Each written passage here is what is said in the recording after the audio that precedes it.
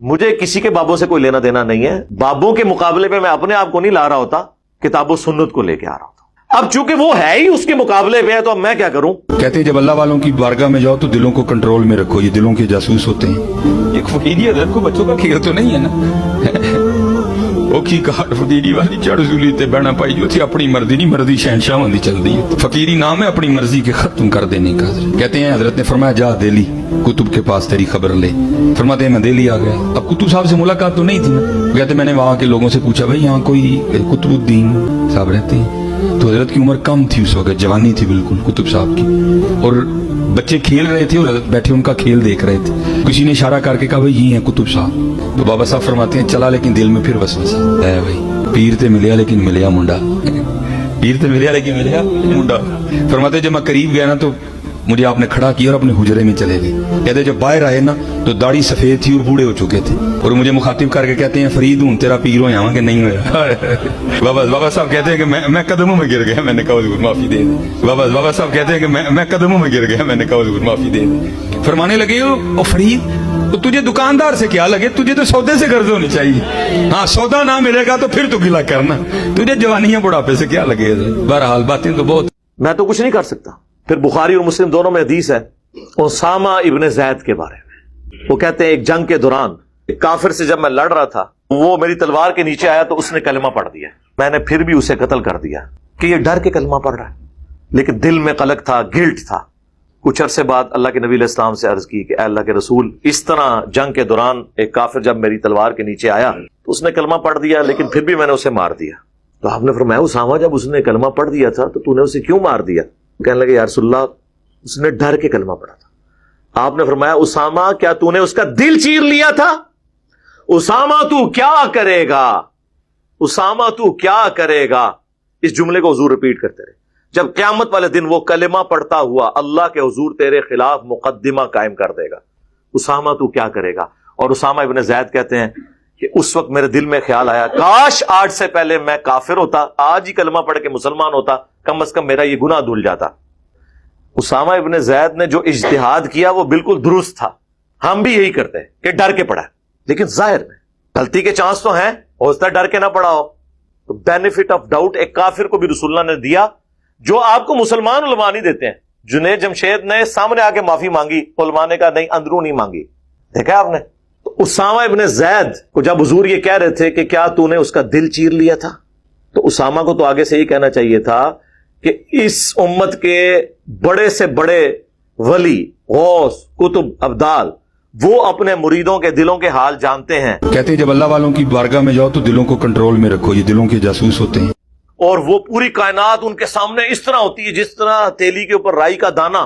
تو میں تو اولیاء اللہ کا سردار ہوں, اور میرے بارے میں آنے والے لوگ کہانیاں بھی کرائیں گے کہ کوئی ادنا صحابی بھی ہو, اسامہ تو بہت اعلیٰ صحابی ہے, ادنا صحابی بھی ہو, اس کے گھوڑے کے قدموں کی خاک گھوڑے کے نتھروں میں جو جا کے لگتی ہے اس کو بھی کوئی غوث, قطب, ابدال نہیں پہنچ سکتا. یا رسول اللہ جب غوث, قطب اور ابدال دل کا حال جان لیتے ہیں تو یا رسول اللہ میں نے واقعی دل چیر لیا تھا اور مجھے پتا چل گیا تھا کہ اس کے دل میں کیا ہے.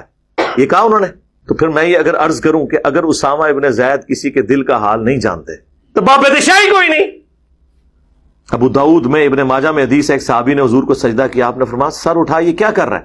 کہ یا رسول اللہ میں وہ ہیرا نامی جگہ میں گیا تھا عراق میں, وہاں پہ لوگ اپنے سردار کو سجدہ کرتے ہیں, تو آپ تو اللہ کے رسول ہیں, آپ نے فرمایا جب میں فوت ہو جاؤں گا اور تم میری قبر سے گزرو گے کیا میری قبر پہ بھی سجدہ کرو گے؟ انہوں نے کہا نہیں یا رسول اللہ. تو فرمایا پھر مجھے کیوں سجدہ کر رہے ہو؟ اگر میں سجدہ جائز سمجھتا تو بیویوں سے کہتا کہ اپنے خامدوں کو سجدہ کریں اس حق کے سبب جو اللہ نے ان کو دیا ہے.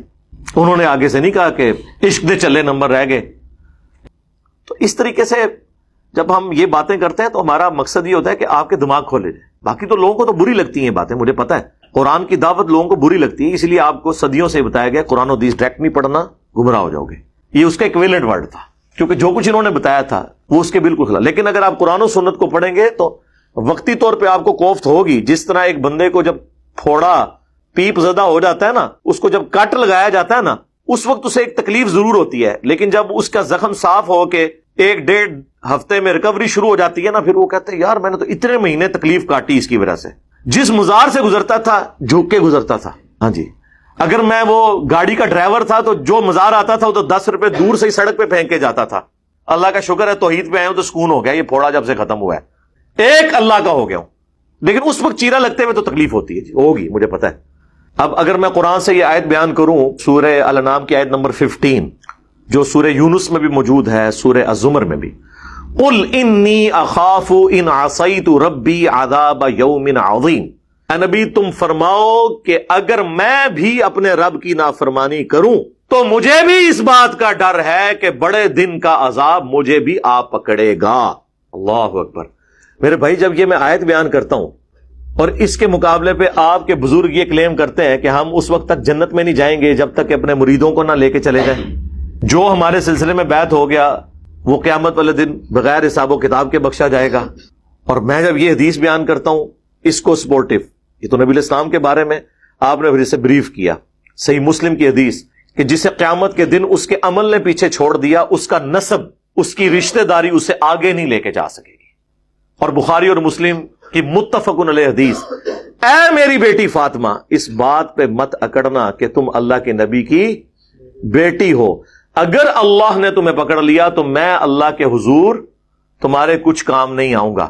یہ سیدہ فاطمہ کو ہمارے لیے کہا جا رہا تھا, وہ تو بخاری مسلم میں ہے, جنتی عورتوں کی سردار ہیں, لیکن ان کو یہ بات کر کے امت کو بتائی جا رہی تھی کہ جب فاطمہ کا یہ سٹیٹس ہے اور اس کے بارے میں اللہ کا محبوب صلی اللہ علیہ وآلہ وسلم ہونے کے باوجود یہ کہہ رہا ہوں, تو اب جب کبھی کوئی یہ کہے نا کہ جو میرے سلسلے میں بیعت ہو میں اسے جنت میں لے جاؤں گا, میں اس وقت تک جنت میں نہیں جاؤں گا جب تک کہ اسے لے نہ جاؤں, تو آپ نے انجینئر صاحب کی بات غور سے سننی ہے کہ بابت شاہی کوئی نہیں.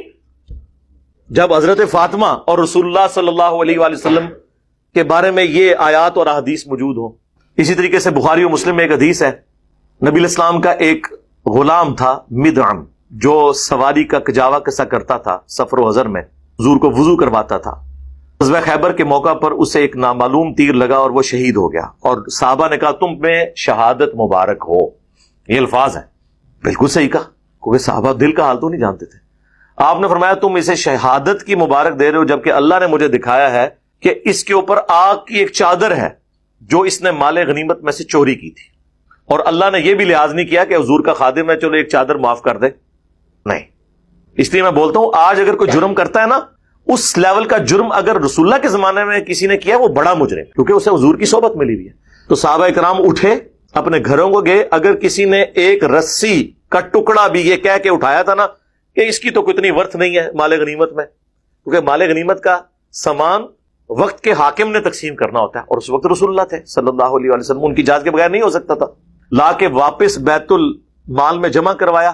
اب یہ حدیث بیان کرنے کے بعد جب میں یہ کہتا ہوں کہ صحابہ کرام کو تو اپنے سامنے پڑی ہوئی ایک صحابی کی لاش کے اوپر آگ کی چادر نظر نہیں آئی ہے, آپ لوگ اپنے بزرگوں کے بارے میں کلیم کرتے ہیں کہ وہ عذاب قبر دیکھ لیتے کہتے ہیں جب اللہ والوں کی بارگاہ میں جاؤ تو دلوں کو کنٹرول میں رکھو, یہ دلوں کے جاسوس ہوتے ہیں, انہیں کشف القبور ہوتا ہے. اگر صحابہ کرام علیہم رضوان سامنے میت کے اوپر جو آگ کی چادر ہے اس کو نہیں دیکھ سک رہے تو بابت شاہی کوئی نہیں, بابت شاہی کوئی نہیں, یعنی بابوں کی کوئی حیثیت نہیں ہے. تو یہ میرے مقابلے پہ نہیں ہے, قرآن و سنت کے مقابلے میں. آپ دیکھیں ہمارے خلاف جتنی ویڈیوز چلتی ہیں نا اس کے نیچے ہمارے اسٹوڈنٹس لکھتے ہیں کہ بھائی آپ تو یہ کہہ رہے ہیں نا لیکن قرآن میں یہ لکھا ہے, حدیث میں یہ لکھا ہے. اور ہماری ویڈیوز کے اوپر جتنے لوگ کمنٹس کرتے ہیں دیوبندی بریلوی اہل حدیث, آپ نیچے لکھیں, وہ دیکھیں گے کسی نے گالی لکھی ہوگی, کسی نے لکھا ہوگا فلاں کا ایجنٹ ہے, فلاں سے یہ کر رہا ہے, نیچے لوگ جواب دے رہے ہوتے ہیں کہ بھائی کوئی علمی بات کریں. ٹھیک ہے, آپ دیکھ لیں دنیا کے سارے فرقے آپس کے اختلافات کو چھوڑ کے میرے خلاف کلپ چڑھا رہے ہیں. آپ نے دیکھا ہے کوئی ایک سال کے اندر بریلوی دیوبندی اہل حدیث کا ایک دوسرے کے خلاف کو کلپ آیا ہو؟ سارے مل کے میرے خلاف کر رہے ہیں. کیوں؟ انہیں پتا چل گیا ہے کہ یار یہ مسئلہ کوئی بھی نہیں بچا, ایک دوسرے سے گلے لگ لگ کے رو رہے ہیں. نہ ہم نے کوئی چندہ بک بنائی, نہ کوئی مدرسہ بنایا, نہ کوئی مسجد بنائی, نہ کوئی پیری مریدی شروع کی. آپ کے پیچھے نمازیں پڑھتے ہیں, آپ کوئی چندے دیتے ہیں, اب کیا مسئلہ رہ گیا پیچھے؟